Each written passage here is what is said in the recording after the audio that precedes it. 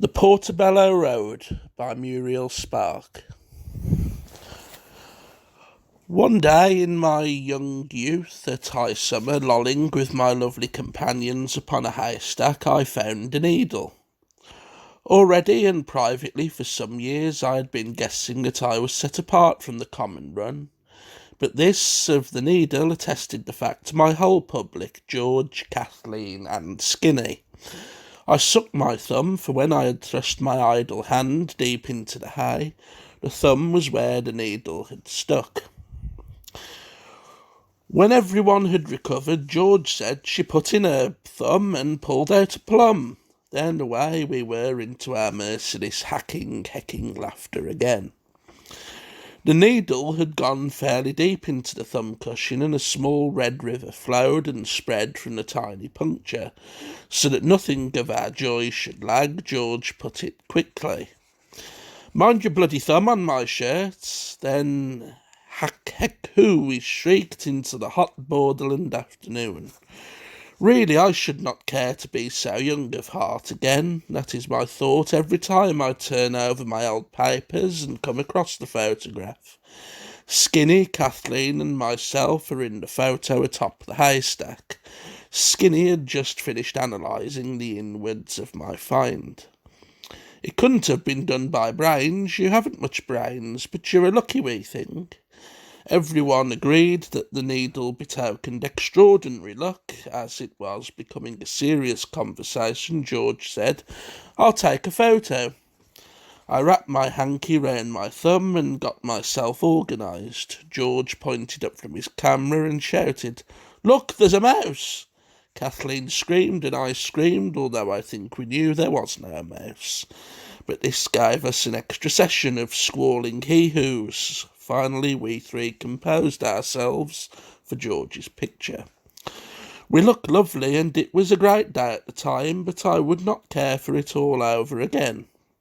From that day I was known as Needle.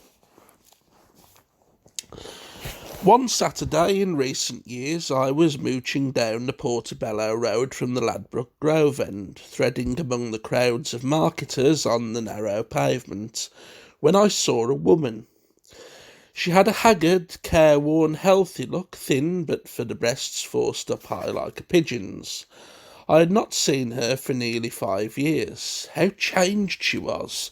But I recognised Kathleen, my friend. Her features had already begun to sink and protrude, in the way that mouths and noses do in people destined always to be old for their years. When I had last seen her, nearly 5 years ago, Kathleen, barely 30, had said, "I've lost all my looks, it's in the family. All the women are handsome as girls, but we go off early. We go brown and nosy." I stood silently among the people, watching. As you will see, I wasn't in a position to speak to Kathleen. I saw her shoving in her avid manner from stall to stall. She was always fond of antique jewellery and of bargains. I wondered that I had not seen her long before in the Portobello Road on my Saturday morning ambles. Her long, stiff, crooked fingers pounced to select a jade ring from amongst a jumble of brooches and pendants, onyx, moonstone and gold, set out on the stall. "What do you think of this?" she said. I saw then who was with her. I had been half conscious of the huge man following several paces behind her, and now I noticed him. "It looks all right," he said. "How much is it?" "How much is it?" Kathleen asked the vendor. I took a good look at this man accompanying Kathleen. It was her husband. The beard was unfamiliar, but I recognised beneath it his enormous mouth, the bright, sensuous lips, the large brown eyes forever brimming with pathos. It was not for me to speak to Kathleen, but I had a sudden inspiration which caused me to say quietly, "Hello, George." The giant of a man turned round to face the direction of my voice. There were so many people, but at length he saw me. "Hello, George," I said again. Kathleen had started to haggle with the stall owner in her old way over the price of the jade ring. George continued to stare at me, his big mouth slightly parted so that I could see a wide slit of red lips and white teeth between the fair, grassy growths of beard and moustache. "My God," he said. "What's the matter?" said Kathleen. "Hello, George," I said again, quite loud this time and cheerfully. "Look," said George. "Look who's there, over beside the fruit stall." Kathleen looked, but didn't see. "Who is it?" she said impatiently. "It's Needle," he said. "She said hello, George." "Needle?" said Kathleen. "Who do you mean? You don't mean our old friend Needle, who—" "Yes, there she is, my God!" He looked very ill, although when I had said hello, George, I had spoken friendly enough. "I don't see anyone faintly resembling poor Needle," said Kathleen, looking at him. She was worried. George pointed straight at me. "Look there! I tell you, that is Needle." "You're ill, George. Heavens! You must be seeing things. Come on home. Needle isn't there. You know as well as I do, Needle is dead." I must explain that I departed this life nearly 5 years ago, but I did not altogether depart this world.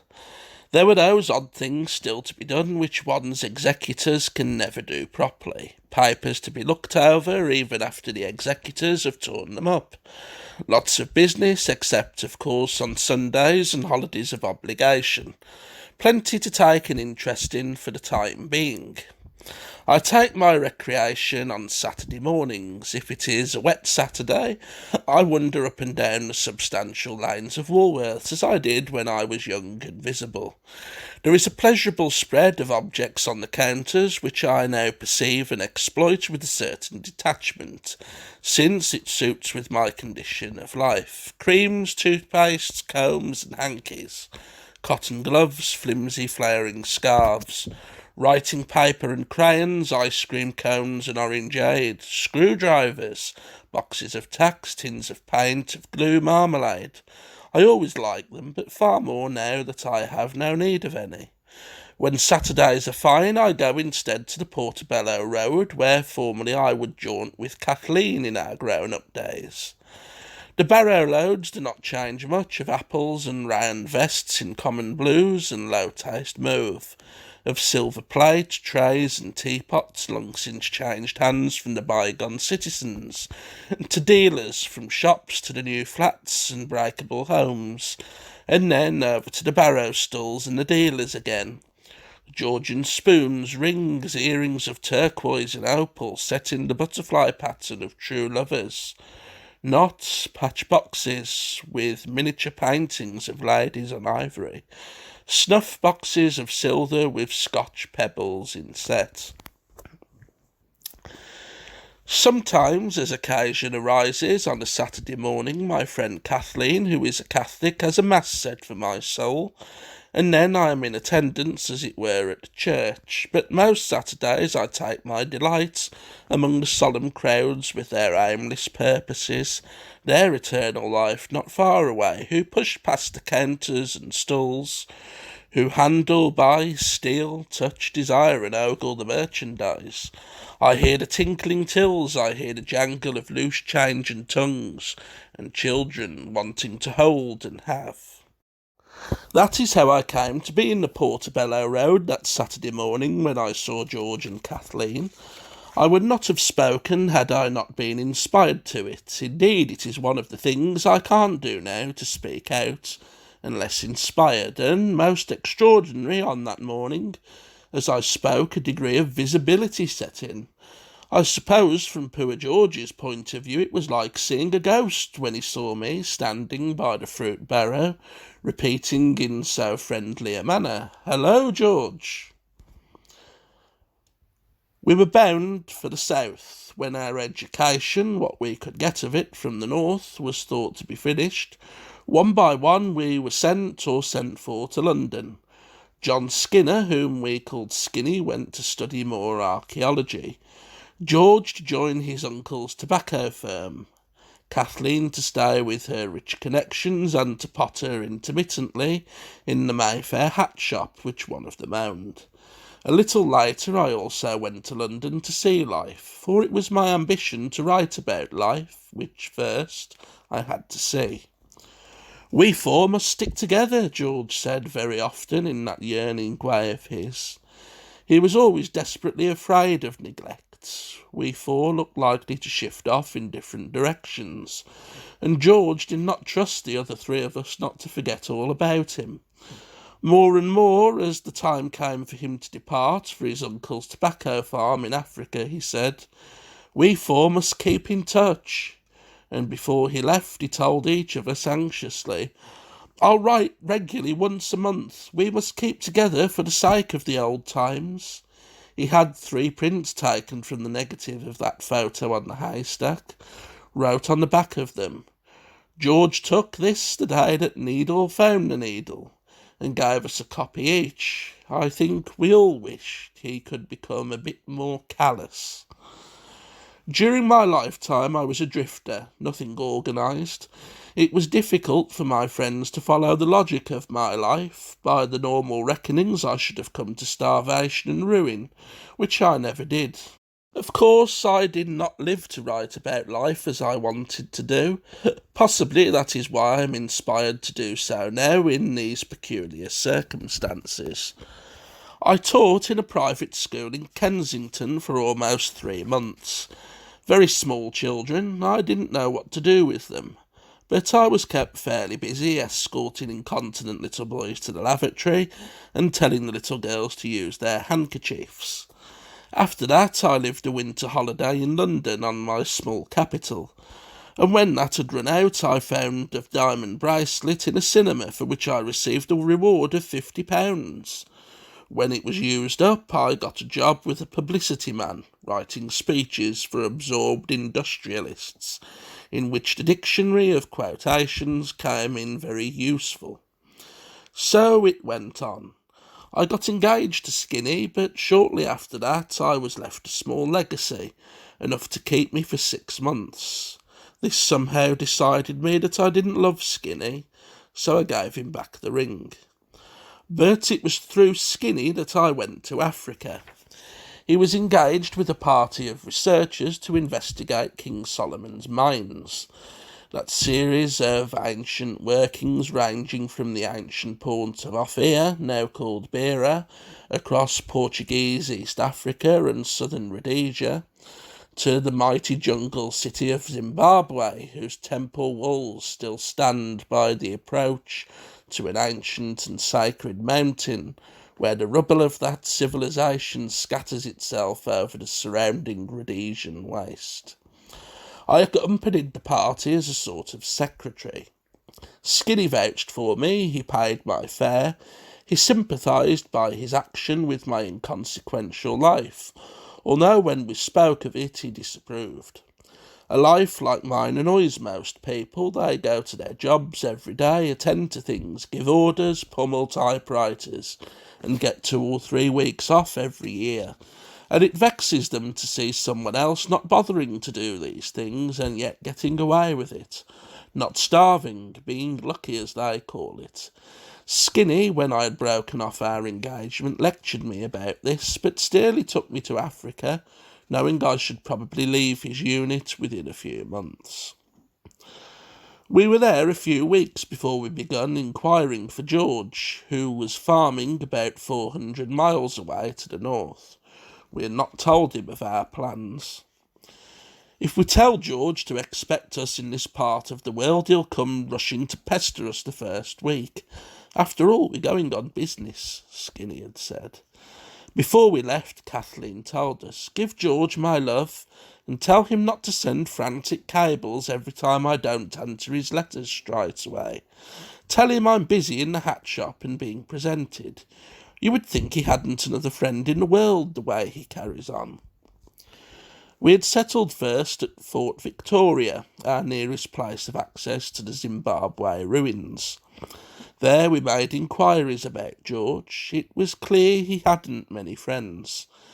The older settlers were the most tolerant about the half-caste woman he was living with, as we learned, but they were furious about his methods of raising tobacco, which we learned were most unprofessional, and in some mysterious way disloyal to the whites.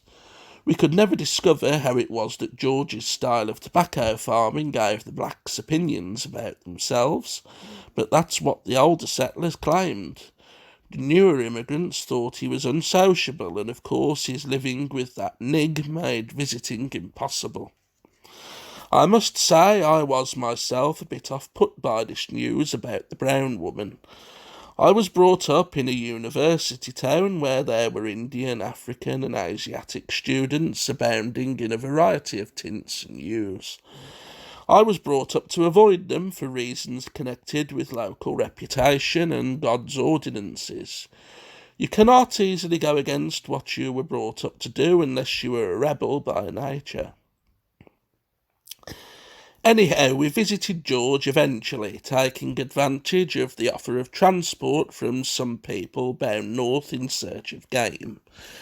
He had heard of our arrival in Rhodesia, and though he was glad, almost relieved to see us, he pursued a policy of sullenness for the first hour. "We wanted to give you a surprise, George.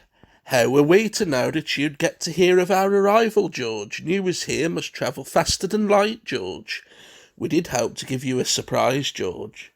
We flattered and Georged him until at last he said, "Well, I must say it's good to see you. All we need now is Kathleen. We four simply must stick together. You find when you're in a place like this there's nothing like old friends." He showed us his drying sheds. He showed us a paddock where he was experimenting with a horse and a zebra mare, attempting to mate them. They were frolicking, happy, but not together. They passed each other in their private play time and again, but without acknowledgment and without resentment. "It's been done before," George said. "It makes a fine, strong beast, more intelligent than a mule and sturdier than a horse. But I'm not having any success with this pair. They won't look at each other." After a while he said, "Come in for a drink and meet Matilda." She was dark brown with a subservient hollow chest and round shoulders, a gawky woman, very snappy with the houseboys. We said pleasant things as we drank on the stoop before dinner, but we found George difficult. For some reason he began to rail me for breaking off my engagement to Skinny, saying what a dirty trick it was after all those good times in the old days. I diverted attention to Matilda. I supposed, I said, she knew this part of the country well. "No," said she. "I been a shelitered my life. I not put out to working. Me nothing to go from place to place is allowed like dirty girls does." In her speech she gave every syllable equal stress. George explained her father was a white magistrate in Natal. She had a sheltered upbringing, different from the other coloured, you realise. "Man, me no black-eyed Susan," said Matilda. "No, no." On the whole, George treated her as a servant. She was about 4 months advanced in pregnancy, and he made her get up and fetch for him many times. Soap, that was one of the things Matilda had to fetch. George made his own bath soap, showed it proudly, gave us the recipe, which I did not trouble to remember. I was fond of nice soaps during my lifetime, and George's smelt of brilliantine and looked likely to soil one's skin. "Do you brown?" Matilda asked me. George said, "She's asking if you go brown in the sun." "No, I go freckled. I got sister-in-law go freckles." She never spoke another word to Skinny nor to me, and we never saw her again. Some months later I said to Skinny, "I'm fed up with being a camp follower." He was not surprised that I was leaving his unit, but he hated my way of expressing it. He gave me a Presbyterian look. "Don't talk like that. Are you going back to England or staying?" "Staying for a while." "Well, don't wander too far off." I was able to live on the fee I got for writing a gossip column in a local weekly, which wasn't my idea of writing about life, of course. I made friends more than I could cope with after I left Skinny's exclusive little brand of archaeologists. I had the attractions of being newly out from England and of wanting to see life. Of the countless young men and go-ahead families who paired me along the Rhodesian roads, 100 miles, I only kept up with one family when I returned to my native land. I think that was because they were the most representative. They stood for all the rest. People in those parts are very typical of each other, as one group of standing stones in that wilderness is like the next. I met George once more in a hotel in Bulawayo. We drank highballs and spoke of war. Skinny's party were just then deciding whether to remain in the country or return home. They had reached an exciting part of their research, and whenever I got a chance to visit Zimbabwe, he would take me for a moonlight walk in the ruined temple, and try to make me see phantom Phoenicians flitting ahead of us or along the walls. I had half a mind to marry Skinny, perhaps, I thought, when his studies were finished. The impending war was in our bones, so I remarked to George as we sat drinking highballs on the hotel stoop in the hard, bright, sunny July winter of that year. George was inquisitive about my relations with Skinny. He tried to pump me for about half an hour, and when at last I said, "You are becoming aggressive, George," he stopped. He became quite pathetic. He said, "War or no war, I'm clearing out of this." "It's the heat does it," I said. "I'm clearing out in any case. I've lost a fortune in tobacco. My uncle is making a fuss. It's the other bloody planters. Once you get the wrong side of them, you're finished in this wide land." "What about Matilda?" I asked. He said, "She'll be all right. She's got hundreds of relatives." I had already heard about the baby girl, coal black by repute with George's features, and another on the way, they said. "What about the child?" He didn't say anything to that. He ordered more highballs, and when they arrived, he twiddled his for a long time with a stick. "Why didn't you ask me to your 21st? He said then. "I didn't have anything special, no party, George. We had a quiet drink among ourselves, George. Just Skinny and the old professors and two of the wives and me, George." "You didn't ask me to your 21st. Kathleen writes to me regularly." This wasn't true. Kathleen sent me letters fairly often in which she said, "Don't tell George I wrote to you, as he will be expecting word from me, and I can't be bothered, actually." "But you," said George, "don't seem to have any sense of old friendships, you and Skinny." "Oh, George," I said. "Remember the times we had," George said. "We used to have times." His large brown eyes began to water. "I'll have to be getting along," I said. "Please don't go. Don't leave me just yet. I've something to tell you." "Something nice?" I laid on an eager smile.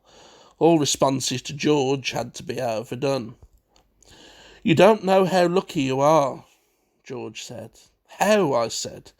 Sometimes I got tired of being called lucky by everybody. There were times when, privately practising my writings about life, I knew the bitter side of my fortune. When I failed again and again to reproduce life in some satisfactory and perfect form, I was the more imprisoned for all my carefree living within my craving for this satisfaction. Sometimes in my impotence and need I secreted a venom which infected all my life for days on end, and which spurted out indiscriminately on Skinny or on anyone who crossed my path. "You aren't bound by anyone," George said. "You come and go as you please. Something always turns up for you. You're free, and you don't know your luck." "You're a damn sight more free than I am," I said sharply. "You've got your rich uncle." "He's losing interest in me," George said. "He's had enough." "Oh, well, you're young yet. What was it you wanted to tell me?" "A secret," George said. "Remember, we used to have those secrets." Oh, yes, we did. Did you ever tell any of mine? Oh, no, George. In reality, I couldn't remember any particular secret out of the dozens we must have exchanged from our school days onwards. Well, this is a secret, mind. Promise not to tell. Promise. I'm married. Married, George? Oh, who to? Matilda. How dreadful. I spoke before I could think, but he agreed with me. Yes, it's awful, but what could I do? You might have asked my advice, I said pompously. I'm 2 years older than you are. I don't ask advice from you, needle, little beast. Don't ask for sympathy, then. A nice friend you are, he said, I must say, after all these years. Poor George, I said. There are 3 white men to 1 white woman in this country, said George. An isolated planter doesn't see a white woman, and if he sees one, she doesn't see him. What could I do? I needed the woman. I was nearly sick, 1, because of my Scottish upbringing, 2, because of my horror of corny phrases like I needed the woman, which George repeated twice again. And Matilda got tough, said George, after you and Skinny came to visit us. She had some friends at the mission, and she packed up and went to them. You should have let her go, I said.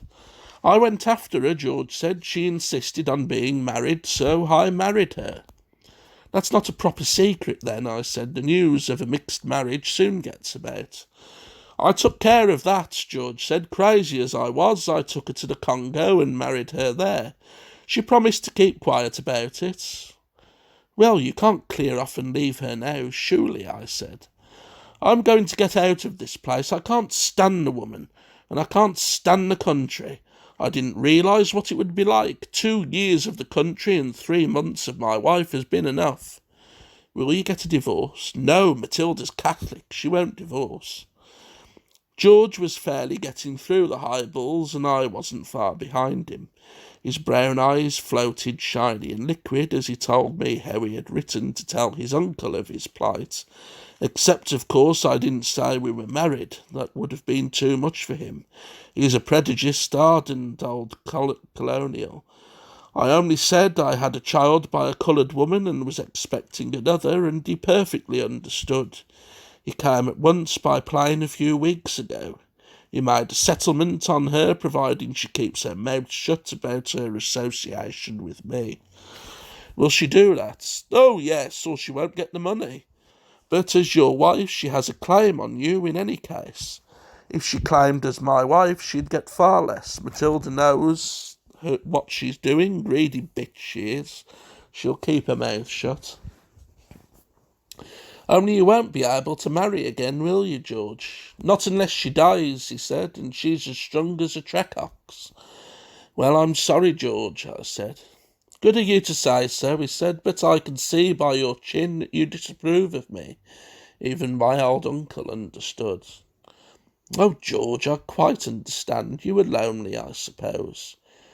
You didn't even ask me to your 21st. If you and Skinny had been nicer to me, I would never have lost my head and married the woman, never. You didn't ask me to your wedding, I said. You're a catty bissum needle, not like what you were in the old times when you used to tell us your wee stories. I'll have to be getting along, I said. Mind you keep a secret, George said. Can't I tell Skinny? He would be very sorry for you, George. You mustn't tell anyone. Keep it a secret. Promise. Promise, I said. I understood that he wished to enforce some sort of bond between us with this secret, and I thought, oh well, I suppose he's lonely. Keeping his secret won't do any harm. I returned to England with Skinny's party just before the war. I did not see George again till just before my death 5 years ago. After the war, Skinny returned to his studies. He had 2 more exams after a period of 18 months, and I thought I might marry him when the exams were over. You might do worse than Skinny, Kathleen used to say to me on our Saturday morning excursions to the antique shops and the junk stalls. She too was getting on in years. The remainder of our families in Scotland were hinting that it was time we settled down with husbands. Kathleen was a little younger than me, but looked much older. She knew her chances were diminishing, but at that time I did not think she cared very much. As for myself, the main attraction of marrying Skinny was his prospective expedition to Mesopotamia.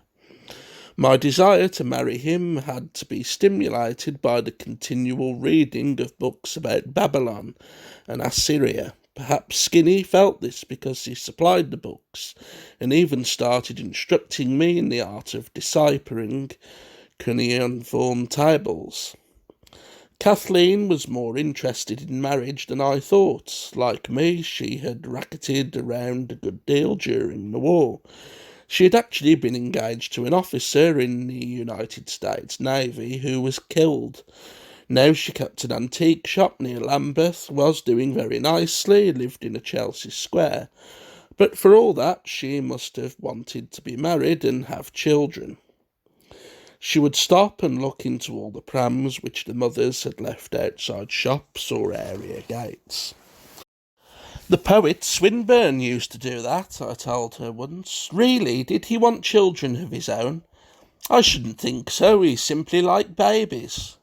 Before Skinny's final exam, he fell ill and was sent to a sanatorium in Switzerland.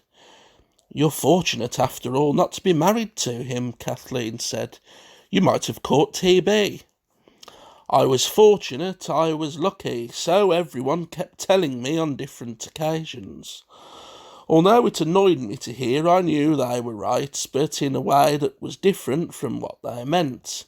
It took me a very small effort to make a living, book reviews, odd jobs for Kathleen, a few months with the publicity man again, still getting up speeches about literature, art and life for industrial tycoons. I was waiting to write about life, and it seemed to me that the good fortune lay in this whenever it should be. And until then I was assured of my charm life, the necessities of existence always coming my way, and I with far more leisure than anyone else. I thought of my type of luck after I became a Catholic and was being confirmed. The bishop touches the candidate on the cheek, a symbolic reminder of the sufferings a Christian is supposed to undertake. I thought how lucky, what a feathery symbol to stand for the hellish violence of its true meaning. I visited Skinny twice in the 2 years that he was in the sanatorium. He was almost cured and expected to be home within a few months, I told Kathleen after my last visit. Maybe I'll marry Skinny when he's well again. Make it definite, Needle, and not so much of the maybe. You don't know when you're well off, she said. This was 5 years ago, in the last year of my life. Kathleen and I had become very close friends. We met several times each week, and after our Saturday morning excursions in the Portobello Road, very often I would accompany Kathleen to her aunt's house in Kent for a long weekend. One day in the June of that year, I met Kathleen specially for lunch because she had phoned me to say she had news. Guess who came into my shop this afternoon, she said. Who? George. We had half imagined George was dead. We had received no letters in the past 10 years. Early in the war we had heard rumours of his keeping a nightclub in Durban, but nothing after that. We could have made inquiries if we had felt moved to do so.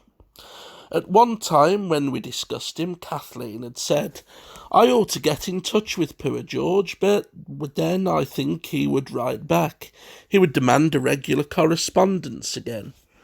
We four must stick together, I mimicked. I can visualise his reproachful, limpid orbs, Kathleen said. Skinny said he's probably gone native, with his coffee concubine and a dozen mahogany kids.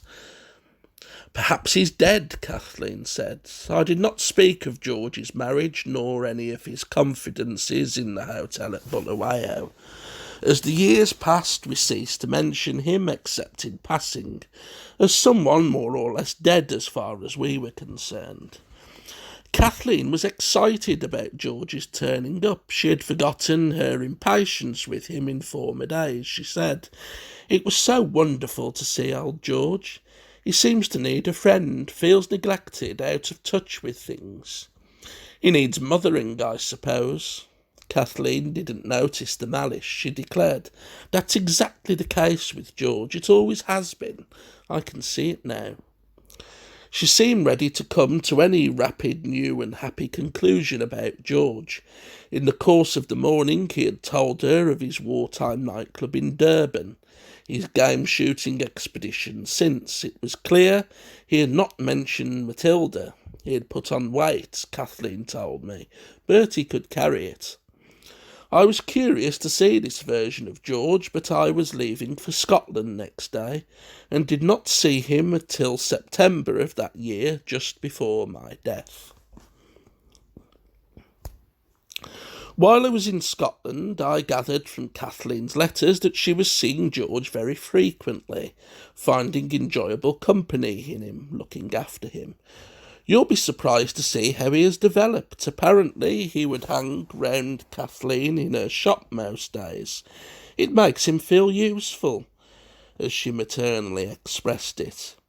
He had an old relative in Kent whom he visited at weekends. This old lady lived a few miles from Kathleen's aunt, which made it easy for them to travel down together on Saturdays and go for long country walks. "You'll see such a difference in George," Kathleen said on my return to London in September.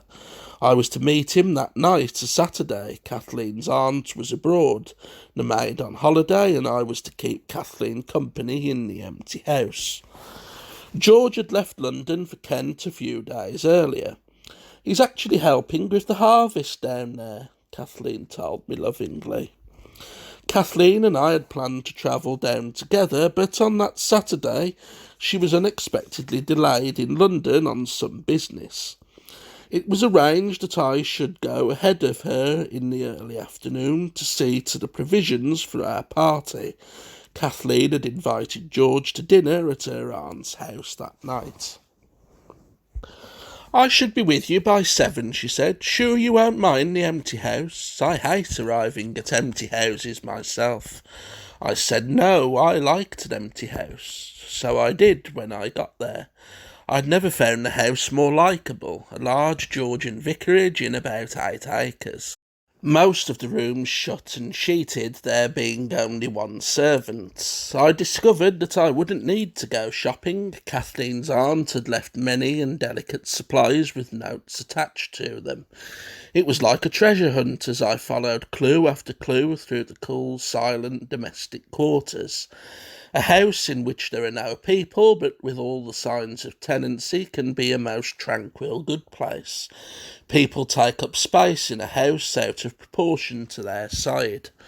On my previous visits I had seen the rooms overflowing, as it seemed, with Kathleen, her aunt, and the little fat maid-servant.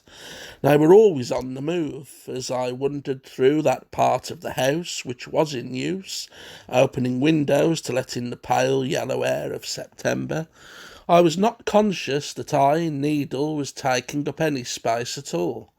I might have been a ghost. The only thing to be fetched was the milk. I waited till after 4, when the milking should be done, then set off for the farm, which lay across 2 fields at the back of the orchard. There, when the byreman was handing me the bottle, I saw George. "Hello, George," I said. "Needle, what are you doing here?" he said. "Fetching milk," I said. "So am I. Well, it's good to see you, I must say." As we paid the farmhand, George said, "I'll walk back with you part of the way, but I mustn't stop. My old cousin's without any milk for her tea. How's Kathleen?" "She was kept in London. She's coming on later, about 7, she expects." We had reached the end of the first field. George's way led to the left and on to the main road. "Well, see you tonight then," I said. "Yes, and talk about old times." "Grand," I said. But George got over the stile with me. "Look here," he said. "I'd like to talk to you, Needle." We'll talk tonight, George. Better not keep your cousin waiting for the milk. I found myself speaking to him almost as if he were a child. No, I want to talk to you alone. This is a good opportunity. We began to cross the second field. I had been hoping to have the house to myself for a couple more hours, and I was rather petulant. See, he said suddenly, that haystack. Yes, I said absently. Let's sit there and talk. I'd like to see you up on a haystack again. I still keep that photo. Remember that time when I found the needle? I said very quickly to get it over. But I was glad to rest. The stack had been broken up, but we managed to find a nest in it. I buried my bottle of milk in the hay for coolness. George placed his carefully at the foot of the stack. My old cousin is terribly vague, poor soul, a bit hazy in her head. She hasn't the least sense of time. If I tell her I've only been gone 10 minutes, she'll believe it. I giggled and looked at him. His face had grown much larger, his lips full, wide, and with a ripe colour that is strange in a man. His brown eyes were abounding, as before, with some inarticulate play. So you're going to marry Skinny after all these years? I really don't know, George. You played him up properly. It isn't for you to judge. I have my own reasons for what I do. Don't get sharp, he said. I was only funning. To prove it, he lifted a tuft of hay and brushed my face with it. Do you know, he said next, I didn't think you and Skinny treated me very decently in Rhodesia. Well, we were busy, George, and we were younger then. We had a lot to do and see. After all, we could see you any other time, George. A touch of selfishness, he said. I'll have to be getting along, George. I made to get down from the stack. He pulled me back. Wait, I've got something to tell you. OK, George, tell me. First, promise not to tell Kathleen. She wants it kept a secret so that she can tell you herself. All right, promise. I'm going to marry Kathleen. But you're already married. Sometimes I heard news of Matilda from the one Rhodesian family with whom I still keep up. They referred to her as George's dark lady, and of course they did not know he was married to her. She had apparently made a good thing out of George, they said, for she minced around all tarted up, never did a stroke of work, and was always unsettling the respectable coloured girls in their neighbourhood. According to accounts, she was a living example of the folly of behaving as George did.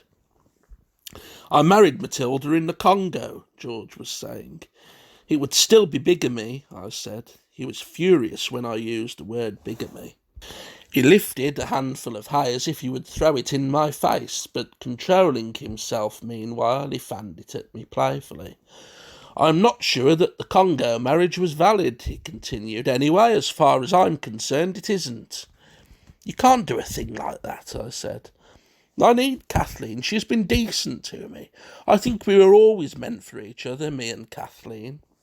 I'll have to be going, I said. But he put his knee over my ankles so that I couldn't move. I sat still and gazed into space. He tickled my face with a wisp of hay. Smile up, Needle, he said. Let's talk like old times. Well, no one knows about my marriage to Matilda except you and me. And Matilda, I said, she'll hold her tongue so long as she gets her payments. My uncle left an annuity for the purpose. His lawyers see to it. Let me go, George. You promised to keep it a secret, he said. You promised. Yes, I promised. And now that you're going to marry Skinny, we'll be properly coupled off as we should have been years ago. We should have been, but youth, our youth, got in the way, didn't it? Life got in the way, I said. But everything's going to be all right now. You'll keep my secret, won't you? You promised. He had released my feet. I edged a little farther from him. I said, if Kathleen intends to marry you, I shall tell her that you're already married. You wouldn't do a dirty trick like that, Needle. You're going to be happy with Skinny. You wouldn't stand in the way of my... I must. Kathleen's my best friend, I said swiftly. He looked as if he would murder me. And he did. He stuffed hay into my mouth until it could hold no more, kneeling on my body to keep it prone, holding both my wrists tight in his huge left hand. I saw the red full lines of his mouth and the white slits of his teeth. Last thing on earth. Not another soul passed by as he pressed my body into the stack, as he made a deep nest for me, tearing up the hay to make a groove the length of my corpse, and finally pulling the warm dry stuff in a mound over his concealment, so natural looking in a broken haystack. Then George climbed down, took up his bottle of milk, and went his way. I suppose that was why he looked so unwell when I stood nearly 5 years later by the barrow in the Portobello Road and said in easy tones, "Hello, George." The haystack murder was one of the notorious crimes of that year. My friends said, a girl who had everything to live for. After a search that lasted 20 hours, when my body was found, the evening papers said, "Needle is found in haystack." Kathleen, speaking from that Catholic point of view which takes some getting used to, said, "She was at confession only the day before she died, wasn't she lucky?" The poor buyer hand who sold us the milk was grilled for hour after hour by the local police and later by Scotland Yard. So was George. He admitted walking as far as the haystack with me, but he denied lingering there. "You hadn't seen your friend for 10 years, the inspector asked him. "That's right," said George. "And you didn't stop to have a chat?" "No, we'd arranged to meet later at dinner. My cousin was waiting for the milk. I couldn't stop." The old soul, his cousin, swore that he hadn't been gone more than 10 minutes in all, and she believed it to the day of her death a few months later. There was the microscopic evidence of hay on George's jacket, of course, but the same evidence was on every man's jacket in the district that fine harvest year. Unfortunately, the buyerman's hands were even brawnier and mightier than George's. The marks on my wrists had been done by such hands, so the laboratory charts indicated when my post-mortem was all completed. But the wrist marks weren't enough to pin down the crime to either man. If I hadn't been wearing my long-sleeve cardigan, it was said the bruises might have matched up properly with someone's fingers. Kathleen, to prove that George had absolutely no motive, told the police that she was engaged to him. George thought this a little foolish. They checked up on his life in Africa, right back to his living with Matilda, but the marriage didn't come out. Who would think of looking up registers in the Congo? Not that this would have proved any motive for murder. All the same, George was relieved when the inquiries were over without the marriage to Matilda being disclosed. He was able to have his nervous breakdown at the same time as Kathleen had hers, and they recovered together and got married long after the police had shifted their inquiries to an Air Force camp 5 miles from Kathleen's aunt's home. Only a lot of excitement and drinks came out of those investigations. The haystack murder was one of the unsolved crimes that year. Shortly afterwards, the buyer hand emigrated to Canada to start afresh, with the help of Skinny, who felt sorry for him. After seeing George taken home by Kathleen that Saturday in the Portobello Road, I thought that perhaps I might be seeing more of him in similar circumstances. The next Saturday I looked out for him, and at last there he was, without Kathleen, half worried, half hopeful. I dashed his hopes. I said, "Hello, George." He looked in my direction, rooted in the midst of the flowing market-mongers in the convivial street. I thought to myself, he looks as if he had a mouthful of hay. It was the new bristly maize-coloured beard and moustache surrounding his great mouth, suggested the thought, gay and lyrical as life. "Hello, George," I said again. I might have been inspired to say more on that agreeable morning, but he didn't wait. He was away down a side street and along another street and down one more zigzag, as far and as devious as he could take himself from the Portobello Road. Nevertheless, he was back again next week. Poor Kathleen had brought him in her car. She left it at the top of the street and got out with him, holding him tight by the arm. It grieved me to see Kathleen ignoring the spread of scintillations on the stalls. I had myself seen a charming Battersea box, quite to her taste, also a pair of enamelled silver earrings, but she took no notice of these wares, clinging close to George, and poor Kathleen, I hate to say how she looked. And George was haggard. His eyes seemed to have got smaller, as if he had been recently in pain.